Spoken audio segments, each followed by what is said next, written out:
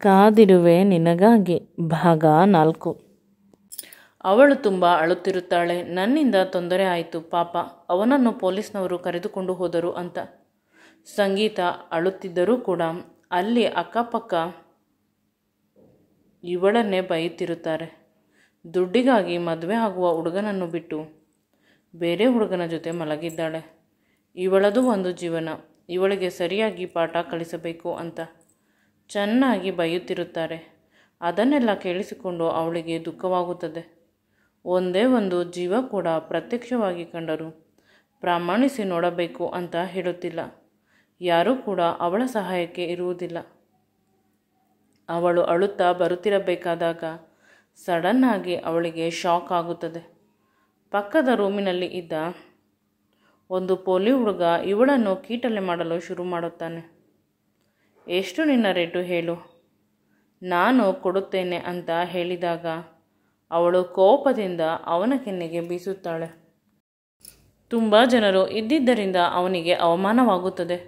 ಆದರೂ ತೋರಿಸಿಕೊಳ್ಳದೆ, ನೋಡು ರೇಟು ಎಷ್ಟು ಅಂದರೆ ಎಷ್ಟು ಕೊಬ್ಬಿನಿಂದ ಹೋಗುತ್ತಿದ್ದಾಳೆ, ಏನು ಸತಿ ಸಾವಿತ್ರಿ ಥರ, ಮಾಡಿದ್ದೆಲ್ಲ ಮಾಡಿಬಿಟ್ಟು ಅಂತ.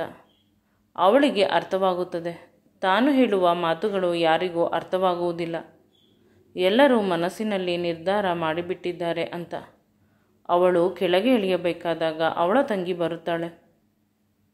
ನೋಡಿದ, ನಿನ್ನನ್ನು ಎಷ್ಟು ಚೆನ್ನಾಗಿ ನಾನು ಪ್ರೀತಮ್ನಿಂದ ದೂರ ಮಾಡಿದೆ ಅಂತ. ಅಷ್ಟು ಒಳ್ಳೆಯವನು, ಅಷ್ಟು ಸಂಬಳ ಬರುತ್ತದೆ. ಅವನಿಗೆ ನನ್ನಂಥ ಚಂದದ ಹುಡುಗಿ ಮದುವೆ ಆಗಬೇಕು. ನಿನ್ನ ರೀತಿಯ ಅಳುಮುಂಜಿ ಏನಕ್ಕೂ ಕೆಲಸಕ್ಕೆ ಬಾರದೆ ಇರುವವಳು ಆಗಬಾರದು ಅಂತ ಅವಳು ಹೇಳಿದಾಗ, ಇದೆಲ್ಲ ನೀನು ಮಾಡಿಸಿಲ್ಲ ಅಂತ ಕೋಪದಿಂದ ಕೇಳುತ್ತಾಳೆ. ಆಗ ಅವಳ ತಂಗಿ ಜೋರಾಗಿ ನಗುತ್ತಾಳೆ. ಇವಳಿಗೆ ಅರ್ಥವಾಗುತ್ತದೆ, ಇದೆಲ್ಲವನ್ನು ನನ್ನ ತಂಗಿ ಮಾಡಿರುವುದು. ಪ್ರೀತಮ್ ನೋಡಲು ತುಂಬ ಚೆನ್ನಾಗಿದ್ದಾನೆ, ಎಲ್ಲದರಲ್ಲೂ ಒಳ್ಳೆಯ ಹುಡುಗ. ಅವನನ್ನು ಮದುವೆ ಆದರೆ ಅವನ ಕೋಟಿಗಟ್ಟಲೆ ಆಸ್ತಿ ನನಗೆ ಸಿಕ್ಕಿ ನಾನು ತುಂಬ ಶ್ರೀಮಂತೆಯಾಗುತ್ತೇನೆ, ಇವಳಿಗಿಂತ ಎಲ್ಲದರಲ್ಲೂ ಹೆಚ್ಚಿಗೆ ಅನ್ನುವ ಭಯದಿಂದ ಅವಳು ಈ ರೀತಿ ಮಾಡಿಸಿದ್ದಾಳೆ. ನನ್ನ ಶೀಲದ ಜೊತೆ ಆಟವಾಡಿದ್ದಾಳೆ. ಪದೇ ಪದೇ ಪ್ರೀತಮ್ ಹೇಳಿದ ಮಾತು ನೆನಪಾಯಿತು. ನೀನು ನಿನ್ನ ತಂಗಿಯ ಜೊತೆ ಹೋದೆ, ನಾನೇ ನಿನ್ನನ್ನು ಮನೆಗೆ ಬಿಟ್ಟೆ ಅಂತ. ಆಗ ಅವಳು ಅಲ್ಲೇ ಕೆಳಗೆ ಕುಸಿದು ಅಳಲು ಶುರು ಮಾಡಿದಳು. ಚಿಕ್ಕಂದಿನಿಂದ ನಾನು ಅವಳಿಗೆ ಊಟ ಮಾಡಿಸುತ್ತಿದ್ದೆ, ಅವಳನ್ನು ಎತ್ತಿಕೊಂಡು ಆಟ ಆಡಿಸುತ್ತಿದ್ದೆ, ಅವಳನ್ನು ಸಾಕಿದ್ದೇನೆ, ಅವಳಿಗೆ ಹಾಲು ಕುಡಿಸಿದ್ದೇನೆ. ಅಮ್ಮನಿಗೆ ಹಾಲು ಸಾಕಾಗುತ್ತಿರಲಿಲ್ಲ, ಬಾಟಲ್ ಹಾಲನ್ನು ನಾನೇ ಕುಡಿಸುತ್ತಾ ಇದ್ದಿದ್ದು. ಆದರೆ ಇಂದು ಇವಳು ನನ್ನ ಬದುಕನ್ನು ನನ್ನಿಂದ ಕಿತ್ತುಕೊಂಡು ಖುಷಿಯಿಂದ ನಗುತ್ತಿದ್ದಾಳೆ. ಎಲ್ಲ ಮುಗಿದು ಹೋಯಿತು. ಜೋರಾಗಿ ಅಳುತ್ತಿದ್ದಾಳೆ. ಕೆಲವು ಹೆಣ್ಣು ಜೀವಗಳು ಅವಳನ್ನು ನೋಡಿ ಕನಿಕರ ಪಡುವಂತ, ಆದರೆ ಅವಳ ಸಹಾಯಕ್ಕೆ ಹೋದರೆ ನಮ್ಮನ್ನು ಕೂಡ ಅವಳ ರೀತಿ ಅಂತ ಅಂದುಕೊಂಡು ಬಿಡುತ್ತಾರೆ ಅನ್ನುವ ಭಯದಿಂದ ದೂರ ಇದ್ದಾರೆ. ಅವಳು ಈಗ ಅಳುವ ಸಮಯವಲ್ಲ, ಧೈರ್ಯ ತೆಗೆದುಕೊಂಡು ಮುನ್ನುಗ್ಗುವ ಸಮಯ. ಪ್ರೀತಮ್ನನ್ನು ಪೊಲೀಸ್ನವರು ಕರೆದುಕೊಂಡು ಹೋಗಿದ್ದಾರೆ. ಅವನದು ಏನೂ ತಪ್ಪಿಲ್ಲ. ಅವನನ್ನು ಬಿಡಿಸಬೇಕು ಅಂತ ಪೊಲೀಸ್ ಸ್ಟೇಷನ್ಗೆ ಹೋಗಲು ಇದ್ದಳು. ಆದರೆ ಅವಳ ತಂಗಿ ಬಿಡಲಿಲ್ಲ. ನೀನು ಎಲ್ಲಿ ಹೋಗುತ್ತೀಯ, ಮನೆಗೆ ಹೋಗು. ಪ್ರೀತಮ್ನನ್ನು ನನಗೆ ಬಿಡಿಸುವುದು ಗೊತ್ತು, ಮಾಡಿದ್ದೆಲ್ಲ ಮಾಡಿ ಈಗ ಅವನನ್ನು ಬಿಡಿಸುತ್ತೇನೆ ಅಂತ ಒಳ್ಳೆ ಸತಿ ಸಾವಿತ್ರಿ ರೀತಿ ಹಾಡಬೇಡ. ನಿನ್ನನ್ನು ನೋಡಿದರೆ ಉರಿಯುತ್ತದೆ. ಚಿಕ್ಕಂದಿನಿಂದ ನನಗೆ ತುಂಬ ಕಷ್ಟ ಕೊಟ್ಟಿದ್ದೀಯ. ಎಲ್ಲರ ಎದುರಿಗೆ ನೀನೇ ಕೂಡ ಒಳ್ಳೆಯವಳು ಆಗುತ್ತಿದ್ದೆ. ನನ್ನವನ್ನು ಕೆಟ್ಟವಳು ಮಾಡಿ ಈಗ ಇಡೀ ಪ್ರಪಂಚವೇ ನಿನಗೆ ಚೀಕಾರ ಹಾಕುತ್ತದೆ.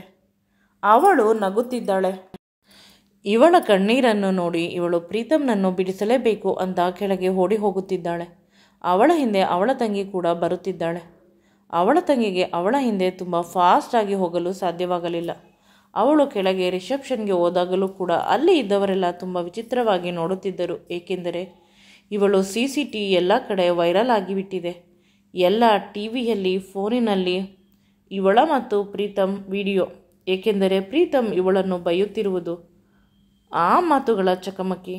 ಮದುವೆ ಆಗಬೇಕಾದ ಹುಡುಗನಿಗೆ ಮೋಸ ಮಾಡಿ ಬೇರೆ ಹುಡುಗನ ಜೊತೆ ರಾತ್ರಿ ಕಳೆದಿದ್ದಾಳೆ. ಈಗಿನ ಕಾಲದಲ್ಲಿ ಈ ರೀತಿಯ ಹುಡುಗಿಯರು ಅಂತ ಇನ್ನೊಂದು ಗಂಡು ಮಕ್ಕಳೇ ಹುಷಾರು, ಹುಡುಗಿಯರು ಮದುವೆಗಿಂತ ಮುಂಚೆ ಯೂಸ್ ಆಗಿಬಿಟ್ಟಿರುತ್ತಾರೆ. ಇನ್ನೊಂದು ಟೈಟಲಲ್ಲಿ ಹೀಗಿದೆ, ಗಂಡನೂ ಬೇಕು ಬಾಯ್ ಫ್ರೆಂಡ್ ಬೇಕು, ಇಬ್ಬರನ್ನು ಮೇಂಟೈನ್ ಮಾಡುವ ಹುಡುಗಿ. ಆದರೆ ಅವಳು ಅದನ್ನೆಲ್ಲ ನೋಡುವಷ್ಟು ಪೇಷನ್ಸನ್ನು ಇಟ್ಟುಕೊಂಡಿರಲಿಲ್ಲ. ಪ್ರೀತಮ್ನನ್ನು ಕಾಪಾಡಬೇಕು. ಅವನು ನನ್ನ ಮೇಲೆ ಕೋಪ ಮಾಡಿಕೊಂಡಿರುವುದು ಸಹಜ. ಅವನ ಜಾಗದಲ್ಲಿ ನಾನು ಇದ್ದರೂ ಅದೇ ರೀತಿ ಆಡುತ್ತಿದ್ದೆ. ನಾನು ಒಂದು ಕ್ಷಣಕ್ಕೆ ನನ್ನ ಮನಸ್ಸಿನಲ್ಲೂ ಆ ಕೆಟ್ಟ ಆಲೋಚನೆ ಬರುತ್ತಿತ್ತೇನೋ. ಅವನು ನನ್ನನ್ನು ಪ್ರಪೋಸ್ ಮಾಡುವುದಕ್ಕಿಂತ ಮುಂಚೆ ನಾನು ಅವನನ್ನು ಪ್ರೀತಿಸುತ್ತಿದ್ದೇನೆ ಅಂತ ಇವಳು ಮನಸ್ಸಿನಲ್ಲಿ ಅಂದುಕೊಂಡು ಅವನನ್ನು ಬಿಡಿಸಲು ಆಟೋಗಾಗಿ ಕಾಯುತ್ತಿದ್ದಳು. ಆ ಆಟೋಗಳು ಕಾಯಬೇಕಾದಾಗಲೂ ಅವಳು ತುಂಬ ಕಷ್ಟವನ್ನು ಅನುಭವಿಸಬೇಕಿತ್ತು. ಆದರೆ ಒಂದು ಕಾರು ಬರುತ್ತದೆ. ಇವಳು ಲಿಫ್ಟ್ ಕೇಳಿದ ತಕ್ಷಣ ಅದರಲ್ಲಿ ಜಾಗ ಕೊಡುತ್ತಾರೆ. ಒಳಗೆ ಹತ್ತಿ ಕುಳಿತ ತುಂಬ ಸಮಯವಾದ ಮೇಲೆ ಅವಳಿಗೆ ತಿಳಿಯುತ್ತದೆ, ತಾನು ಕುಳಿತಿರುವ ಕಾರು ಬೇರೆ ಯಾರದೂ ಅಲ್ಲ, ತನ್ನ ಸ್ವಂತ ಚಿಕ್ಕಮ್ಮ ಮತ್ತು ಅಪ್ಪನದು. ನನ್ನ ಎದುರಿನ ಸೀಟಿನಲ್ಲಿ ಚಿಕ್ಕಮ್ಮ ಕುಳಿತಿದ್ದಾಳೆ. ಅಯ್ಯೋ, ಮಗಳಿಂದ ತಪ್ಪಿಸಿಕೊಂಡರೆ ತಾಯಿಗೆ ಸಿಕ್ಕಿ ಹಾಕೊಂಡಂತೆ. ನನ್ನ ಹಣೆ ಬರ ಚೆನ್ನಾಗಿಲ್ಲ ಅಂತ. ಏಕೆಂದರೆ ಚಿಕ್ಕಮ್ಮ ನನ್ನ ತಂಗಿಗಿಂತ ತುಂಬ ಜೋರು. ಚಿಕ್ಕಮ್ಮ ನಾನು ಏನೋ ಅಂತ ಹೇಳಲು ಹೋದಳು. ಆಗ ಅವರ ಚಿಕ್ಕಮ್ಮ ಕಣ್ಣುಗಳನ್ನು ದೊಡ್ಡ ದೊಡ್ಡಾಗಿ ಬಿಟ್ಟಳು. ನಿನ್ನ ಅಪ್ಪನಿಗೆ ನಾನು ಮೊದಲಿನಿಂದಲೂ ಹೇಳುತ್ತಿದ್ದೆ, ಇವಳು ಇರುವುದೇ ನಮ್ಮ ಮಾನ ಮರ್ಯಾದೆ ಹಾಳು ಮಾಡಲು. ಯಾವುದಾದರೂ ಹಾಸ್ಟೆಲ್ನಲ್ಲೇ ಇಲ್ಲ ಆಶ್ರಮದಲ್ಲೇ ಹಾಕಿಬಿಡಿ, ನಮಗೆ ಅವಳ ಜವಾಬ್ದಾರಿ ಬೇಡ ಅಂತ. ಇಡೀ ಪ್ರಪಂಚಕ್ಕೆ ನಾವು ಈಗ ಏನು ಉತ್ತರ ಕೊಡುವುದು? ನಮ್ಮ ಮಗಳನ್ನು ಇಷ್ಟು ಕೆಟ್ಟದಾಗಿ ಸಾಕಿದ್ದೇವೆ ಅಂತ. ನೀನು ಮಾಡಿದ ಕೆಲಸದಿಂದ ನಮ್ಮ ಜೀವನ ಹಾಳಾಯಿತು ಅಂತ ತುಂಬ ದುಃಖದಿಂದ ಹೇಳಿಕೊಳ್ಳುತ್ತಿದ್ದಾರೆ. ಆಗ ಅವಳು, ಚಿಕ್ಕಮ್ಮ ನಾನು ಆ ರೀತಿ ಏನೂ ಮಾಡಿಲ್ಲ, ಅದೆಲ್ಲ ಅಂತ ಏನೋ ತಂಗಿ ಹೆಸರನ್ನು ಹೇಳಲು ಹೋಗುತ್ತಿದ್ದಾಳೆ. ಆದರೆ ಚಿಕ್ಕಮ್ಮ ಅವಳ ಮಾತನ್ನು ಕಂಪ್ಲೀಟ್ ಮಾಡಲು ಬಿಡದೆ, ಸ್ಟೇಷನ್ಗೆ ನಿನ್ನ ಅಪ್ಪ ಹೋಗುತ್ತಾರೆ. ಏನೋ ಹೋಗಬೇಕಾದ ಅವಶ್ಯಕತೆ ಇಲ್ಲ, ಮನೆಗೆ ಹೋಗು. ಮನೆಯಿಂದ ಹೊರಗೆ ಕಾಲಿಟ್ಟರೆ ನಿನ್ನ ಕಾಲನ್ನು ಮುರಿಯುತ್ತೇನೆ ಅಂತ ಹೇಳಿದಳು. ಡ್ರೈವರ್ಗೂ ಕೂಡ ಹೇಳಿದಳು ಮನೆ ಕಡೆ ಹೋಗಲು. ಇವಳು ಅಳುತ್ತಾ ಕುಳಿತಳು ಭಯದಿಂದ. ಕಾರಿನಲ್ಲಿ ಕುಳಿತಷ್ಟು ಸಮಯ ಅವರ ಚಿಕ್ಕಮ್ಮ ಅವಳನ್ನು ನಿರಂತರವಾಗಿ ಬೈಯುತ್ತಿದ್ದಳು. ನಿನ್ನಿಂದ ನನ್ನ ಜೀವನ ಹಾಳಾಯಿತು, ನನಗೆ ಅಷ್ಟು ಕಷ್ಟ ಇಷ್ಟು ಕಷ್ಟ ಅಂತ ಪದೇ ಪದೇ. ಆದರೆ ನಾನೇನು ಮಾಡಲಿ? ಮನೆಗೆ ಹೋದಾಗ ಅಷ್ಟೇ, ಅಲ್ಲಿ ಇದ್ದ ಕೆಲಸದವರು ನನ್ನನ್ನು ವಿಚಿತ್ರವಾಗಿ ನೋಡುತ್ತಿದ್ದರು. ಅವರಿಗೆಲ್ಲ ಈ ವಿಷಯ ಇಷ್ಟು ಬೇಗ ಗೊತ್ತಾಯ್ತಾ? ಕೇವಲ ರೂಮಿನ ವಿಷಯ. ರೂಮಿನಲ್ಲಿ ನಡೆದಿದ್ದರೆ ಪ್ರೀತಮ್ಗೆ ಗೊತ್ತಾದ ಮೇಲೆ ಅವನು ಯಾರಿಗೂ ಹೇಳುತ್ತಿರಲಿಲ್ಲ, ನನ್ನ ಮರ್ಯಾದೆಯನ್ನು ಕಳೆಯುತ್ತಿರಲಿಲ್ಲ. ಆದರೆ ತಂಗಿ ಮಾಡಿದ ಕೆಲಸದಿಂದ ಇಡೀ ಪ್ರಪಂಚಕ್ಕೆ ಈಗ ನಾನು ಶೀಲಗೆಟ್ಟವಳು ಅನ್ನುವ ವಿಷಯ ತಿಳಿದಿದೆ. ನಾಳೆ ಹೇಗೆ ಬದುಕುತ್ತೇನೆ ತಿಳಿಯದು ಅಂತ ಜೋರಾಗಿ ಅಳುತ್ತಿದ್ದಾಳೆ. ಅವರ ಚಿಕ್ಕಮ್ಮ ಅವಳ ಕೈಯನ್ನು ದರದರನೆ ಹಿಡಿದುಕೊಂಡು ಎಳೆದುಕೊಂಡು ಹೋದರು. ಅವಳ ರೂಮಿನಲ್ಲಿ ಅವಳನ್ನು ತಳ್ಳಿ ಬಾಗಿಲನ್ನು ಹಾಕಿದಳು. ಅವಳ ರೂಮು ಹಳೆಯ ಸ್ಟೋರ್ ರೂಮ್ ಆಗಿತ್ತು. ಅದನ್ನು ಸ್ವಲ್ಪ ಕ್ಲೀನ್ ಮಾಡಿಸಿಕೊಟ್ಟಿದ್ದಾರೆ. ತಂಗಿಗೆ ತುಂಬ ಅದ್ದೂರಿಯಾದ ಮಾಡರ್ನ್ ಆಗಿರುವ ರೂಮ್, ಆದರೆ ನನಗೆ ತುಂಬ ಕಡಿಮೆ ದರ್ಜೆಯ ರೂಮನ್ನು ಕೊಟ್ಟಿದ್ದಾರೆ. ನನಗೆ ಏನು ಕೊಟ್ಟರೂ ಹೇಳುವವರು ಕೇಳುವವರು ಯಾರೂ ಇಲ್ಲ ಅಂತ.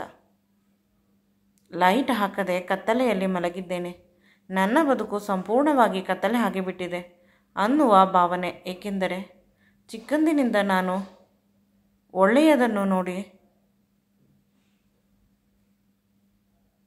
ಅಭ್ಯಾಸವೇ ಇಲ್ಲ. ಎಷ್ಟು ಹತ್ತರೂ ಎಷ್ಟು ಕಿರುಚಿದರೂ ಯಾರೂ ನನ್ನ ಬಳಿ ಬಂದು ಸಮಾಧಾನ ಮಾಡುವುದಿಲ್ಲ. ನನ್ನ ಎದೆ ಒಡೆದು ಹೋಗುತ್ತಿದೆ, ಹೊಟ್ಟೆಯಲ್ಲಿ ಸಂಕಟವಾಗುತ್ತಿದೆ. ನನ್ನ ಕಷ್ಟವನ್ನು ಕೇಳುವವರು ಯಾರೂ ಇಲ್ಲ. ಅಜ್ಜಿ ನೆನಪಾದಳು. ಅಜ್ಜಿಗೆ ಫೋನ್ ಮಾಡಲು ಟ್ರೈ ಮಾಡಿದೆ. ಅಜ್ಜಿ ಫೋನನ್ನು ತೆಗೆದುಕೊಂಡಳು. ಮುಂದೆ ಈ ವಿಡಿಯೋ ನಿಮಗೆ ಇಷ್ಟವಾಗಿದ್ದಲ್ಲಿ ನನ್ನ ಚಾನಲನ್ನು ಲೈಕ್ ಮಾಡಿ, ಶೇರ್ ಮಾಡಿ ಮತ್ತು ಸಬ್ಸ್ಕ್ರೈಬ್ ಮಾಡಿ. Thanks for watching and keep supporting me always.